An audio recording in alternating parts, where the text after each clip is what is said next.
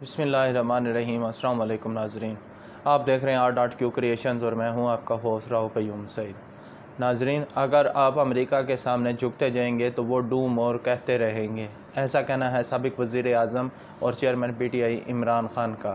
انہوں نے اسلام آباد ہائی کورٹ بار سے خطاب کرتے ہوئے یہ بات کہی۔ تفصیلات کے مطابق سابق وزیر اعظم عمران خان کا کہنا ہے کہ غلامی کرنا ہوتی تو روس نہ جاتا، اگر امریکہ کے سامنے جھکتے جائیں گے تو وہ ڈو مور کہتے جائیں گے۔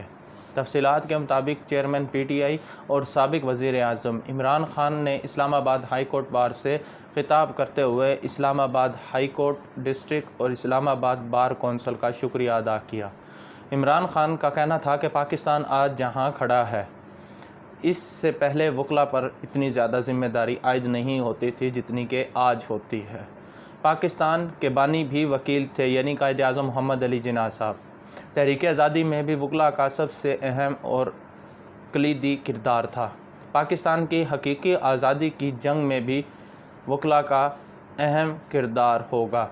چیئرمین PTI کا کہنا تھا کہ کہا گیا کہ آپ کو عدم اعتماد پر ووٹنگ کو آئینی طور پر قبول کرنی چاہیے تھی۔ 7 مارچ کو امریکی سیکرٹری اسٹیٹ پاکستانی سفیر سے ملتا ہے، جس میں امریکی سیکرٹری اسٹیٹ پاکستانی سفیر کو کہتا ہے کہ عمران خان روس کیوں گیا۔ عمران خان کو عدم اعتماد سے نہ ہٹایا تو پاکستان کو مزید مشکلات کا سامنا کرنا پڑے گا۔ ان کا کہنا تھا کہ 8 مارچ کو پھر تحریک عدم اعتماد جمع کرائی جاتی ہے۔ ایک دم اتحادیوں کو بھی خیال آتا ہے کہ حکومت بہت بری ہے۔ امریکی سفارت خانہ لوگوں کو بلا کر میٹنگ کر رہا تھا۔ امریکی سفارت خانہ اپوزیشن سے زیادہ ملنا شروع ہو گیا۔ ریکارڈ بھی موجود ہے، ہماری پارٹی سے جو لوٹے ہوئے ان کی بھی امریکی سفارت خانے میں ملاقاتیں ہو رہی تھیں۔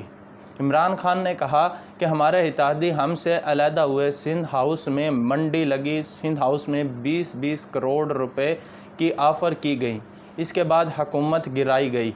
انہوں نے لوٹا ہونا تھا تو 2 سال پہلے ہوتے، اتحادی 2 سال پہلے چلے جاتے، یہ سب اس وقت گئے جب ہمارے خلاف تحریک عدم اعتماد لائی گئی۔ سابق وزیر اعظم کا کہنا تھا کہ آج قوم کھڑی نہیں ہوگی تو کوئی وزیر اعظم فارن پالیسی نہیں بنا سکے گا۔ یہ ایک سازش تھی، امریکہ سے دھمکی ملی۔ جنرل مشرف اپنی کتاب میں بھی لکھتے ہیں، ایک دھمکی پر ہم نے گھٹنے ٹیک دیے جو ہماری جنگ ہی نہیں تھی۔ انہوں نے کہا کہ اس جنگ میں 80,000 پاکستانی مارے گئے، 400 ڈرون حملے ہوئے، بے گناہ لوگوں کو مارا گیا۔ کیا کسی حکمران نے کہا یہ خلاف ورزی ہے؟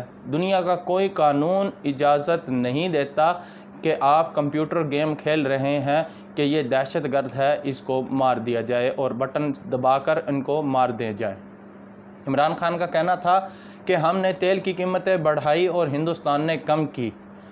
روس سے سستا تیل اور گندم لینے گئے تھے، روس گئے تو پتہ چلا وہ 30% رعایت پر تیل دیں گے، غلامی کرنا ہوتی تو روس ہرگز نہ جاتا۔